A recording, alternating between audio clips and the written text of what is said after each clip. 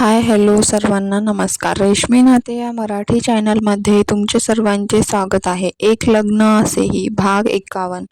सईचा अर्धा दिवस अशाच गोष्टी शिकून घेण्यात गेला. ती अगोदरच हुशार होती आणि देवांश सोबत राहून तिला बरंच काही माहीत झालं होतं. त्यामुळे तिला ऑफिसमध्ये गोष्टी समजायला जास्त वेळ लागत नव्हता. मॅडम लंच, आरती म्हणाली. कुठेतरी बाहेर जाऊ, मला आत्ताच खूप थकवा जाणवतोय, सई म्हणाली. आरती हसली. बापरे, किती ते काम असतं ऑफिसमध्ये. माझं तर डोकं दुखायला लागलं. देव जाणो देवांश कसे हँडल करतात. एवढं सगळं बघून मला तर चक्कर यायला लागली. बिचारे माझे हँडसम देवांश किती काम करतात आणि मी त्यांना उशीर का झाला म्हणून उगाच रुसून बसते. सई आरतीशी बोलत होती आणि इकडे तिला लॅपटॉपच्या स्क्रीनवर बघून देवांश गोड हसत होता.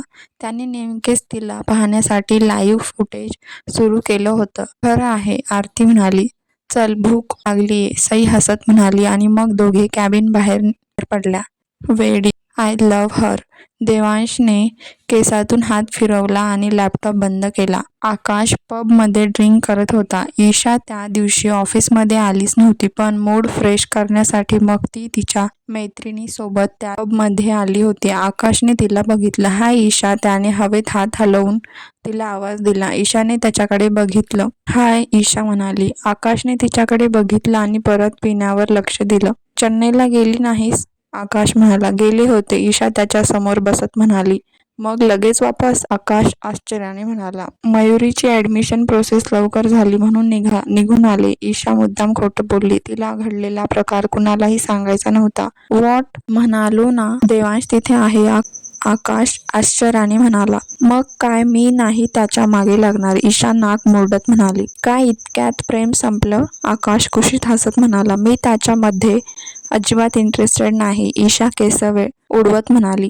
वेल, तुझी मर्जी, पण मला नव्हतं वाटलं तू हार मानशील, आकाश तिला हिणवत म्हणाला. तो अजूनही अपंग आहे, सो तो माझ्या काय कामाचा? उगाच त्याच्या मागे टाइम वेस्ट करण्यात मला इंटरेस्ट नाही. एनिवे बाय, माझे फ्रेंड्स वाट बघत आहेत. ईशा निघून गेली. तुला त्याच्यात इंटरेस्ट तर नक्कीच आहे, पण तू काहीतरी लपवत आहेस. काही हरकत नाही. आकाश ती गेली दिशेने बघत होता. देवांशशी बोलून झाल्यावर सई पाणी घेण्यासाठी खाली आली होती. सोनाली हॉलमध्ये बसून होती. अजून श्याम बाहेरून आला नव्हता म्हणून ती काळजी करत होती. मॉम, तुम्ही अजून जागे आहात? सई काळजीने म्हणाली. तुला काय करायचं आहे? तू तुझं जाऊन झोप, सोनाली डोक्याला दाबत म्हणाली. तुमचं डोकं दुखतंय का? सई काळजीने म्हणाली. हो दुखतंय. दाबून देतेस? सोनाली इरिटेट होत म्हणाली. हो का? नाही, थांबा हा, मी तेल घेऊन आलेच, असं म्हणत सई लगेच किचनमध्ये गेली. ही पोरगी वेडी आहे का? सोनाली आश्चर्याने म्हणाली. बसा. सईने तिला हाताला धरून डायनिंग टेबलच्या चेअरवर बसवलं. सोनाली तर थक्क होऊन तिच्याकडे बघत होती. माझ्या आईचं डोकं दुखतं तेव्हा मी अशीच तिच्या डोक्याला तेल लावून देते. एका मिनिटात तिचं डोकं राहतं. ती म्हणते माझ्या हातात जादू आहे. सई तिच्या केसातून हळूच बोटं फिरवत होती. सोनालीला खरंच रिलीफ वाटत होतं. इतक्यात श्याम आला. श्याम, ही काय वेळ झाली घरी येण्याची? सोनाली रागाने म्हणाली. आज चक्क तू माझ्यासाठी जागी आहेस? श्याम सोनालीकडे बघून आश्चर्याने म्हणाला. आणि हे काय, सास बहू एकसाथ? श्याम सईला बघून डोळे मिचकावत म्हणाला. सई खुदकन हसली. विषय बदलू नको. कुठे होता? सोनाली म्हणाली. मित्रांसोबत होतो, श्याम म्हणाला.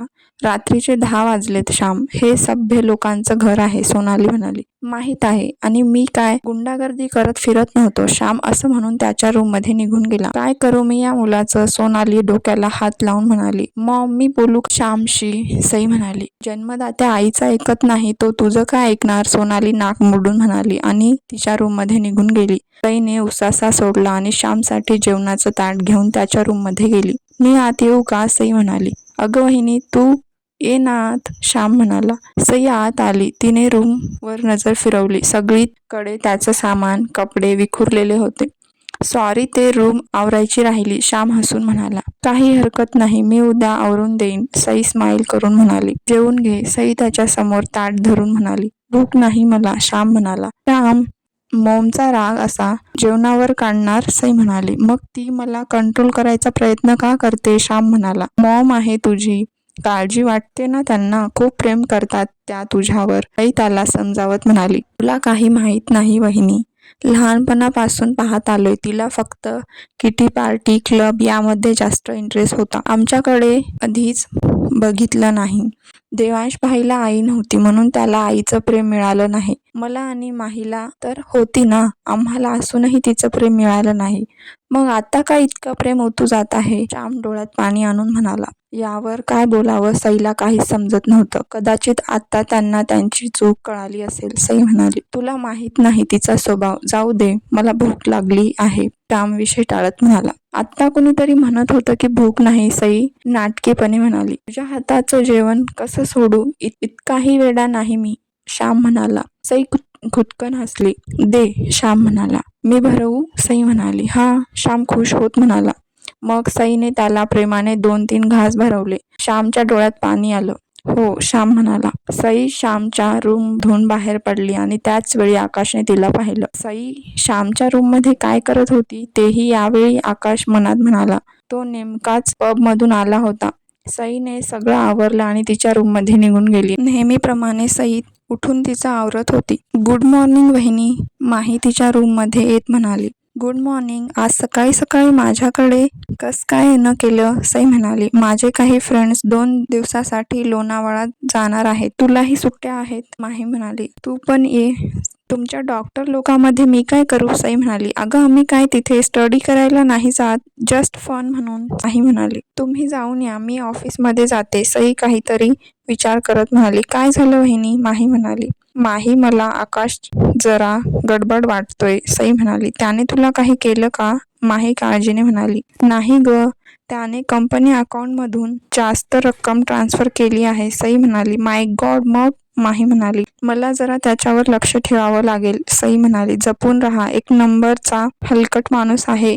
त्याला जागेवर आणावेच लागेल. सगळं जुगारमध्ये घातलं त्यांनी, म्हणून तर आत्या त्यांना सोडून इकडे आहे. माही म्हणाली. सई म्हणाली. तुला काही वाटलं तर लगेच श्यामभाई किंवा मला फोन कर. ओके? माही म्हणाली. हो. सई म्हणाली. सई ऑफिसला आली. आज तिला थोडा वेळ झाला. ईशा ही ऑफिसमध्ये आली होती. सईला ऑफिसमध्ये बघून तिच्या कपाळावर आट्या पडल्या. सगळे सईला टाइम विश करत आदर देत होते. ईशाला ते बघून जळफळाट होत होता. ही इथे काय करते? ईशा म्हणाली. देवांशने तिला त्याची जागा दिली आहे. आकाश तिच्या पाठीमागून येत म्हणाला. समोर काय झाले पाहूया पुढील भागात. हा भाग कसा वाटला कमेंट करून नक्की सांगा. भेटूया पुढील भागात.